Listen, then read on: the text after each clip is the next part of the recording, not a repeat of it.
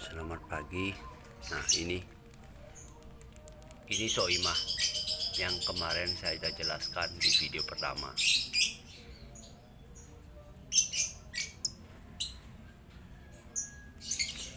Kalau dimandikan Soimah yang muncul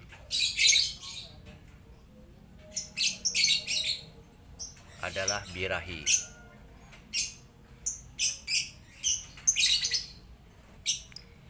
Ini kotor, ini tempat minumnya Soimah, cepuknya kotor. Dilihat daripada kotorannya tercampur, lebih dominan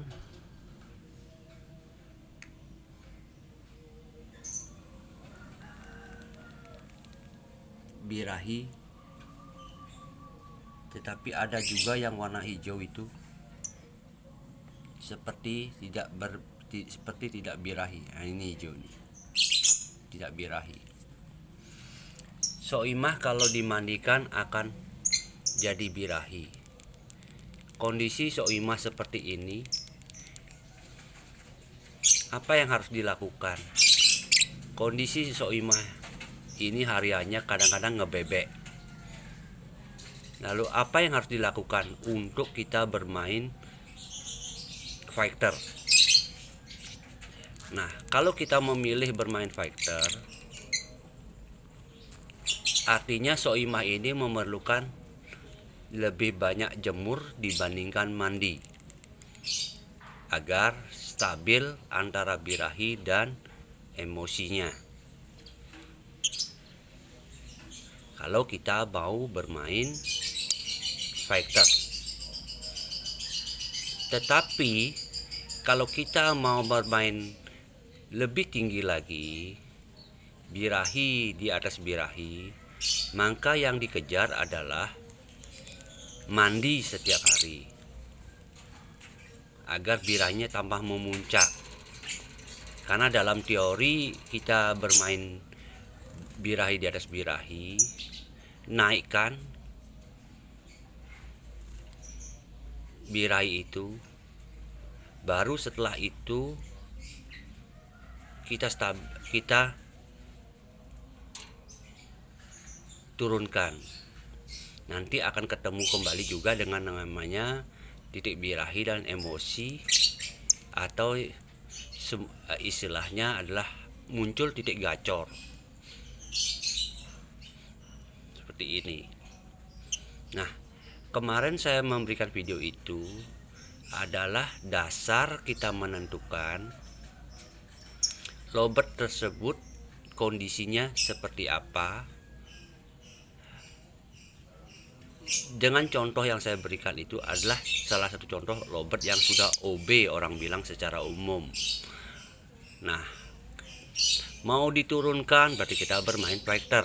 Kalau kita mau dinaikkan itu berarti kita bermain yang lebih tinggi, seperti bahasa kerennya minor atau konslet. Itu sebenarnya ciri awal kita mau start untuk mau menaikkan atau menurunkan. Ini pakannya Soimah adalah pakan millet putih tanpa pakan kencang. Ya, ini kondisi daripada Soimah. Ini galak. Ya. Kemudian yang satu lagi Elizabeth. Kemarin Elizabeth dengan dimandikan tidak muncul birahi, yang muncul adalah emosi. Lihat ini gigitan kayunya, kotorannya juga, dan posisi bulu lagi ada yang jatuh. Pakan saya pakai adalah millet polos. Ini minumannya juga kotor. Nah, tangkringannya kalau kita perhatikan, nah lihat itu pada digigit. Artinya yang seperti kemarin saya katakan, kondisi Elizabeth Robert Elizabeth, bila dimandikan dia akan memunculkan emosi. Tetapi kalau dijemur dia akan ada muncul birahi. Di dalam kita merawat lobet perlu keseimbangan antara birahi dan emosi. Nah, dengan kita mengetahui kondisi seperti ini, kita bisa mengambil langkah apa yang harus kita lakukan terhadap lobet kesayangan kita. Itu poinnya. Kalau memang kita mau menaikkan kondisi birahinya, maka kita akan ambil keputusan menaikkan birahinya. Kalau mau menurunkan atau menstabilkan, stabilkanlah. Demikian maksud dan tujuannya daripada video yang kemarin saya lakukan. Itu adalah dasar kita menentukan kondisi daripada lobet kita. Demikian saudara sekalian, bila saya jelaskan terlalu jauh itu juga tidak baik, karena perlu pemahaman dulu. Tahapan-tahapan itu harus dipahami dengan baik. Tidak bisa kita hanya mengambil seluruh pelajaran, tetapi kita tidak bisa memahami apa sebenarnya langkah-langkah yang harus dilakukan.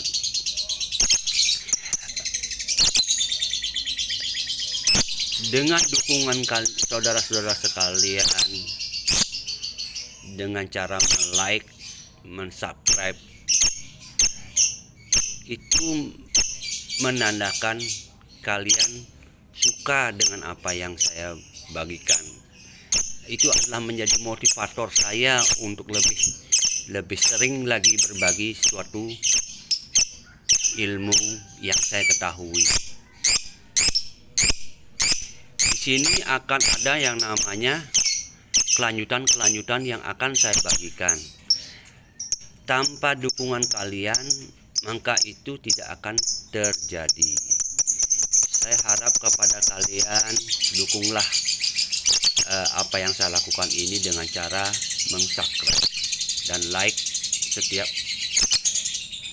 postingan atau video yang saya bagikan. Tanpa dukungan kalian, maka tiada artinya saya berbagi.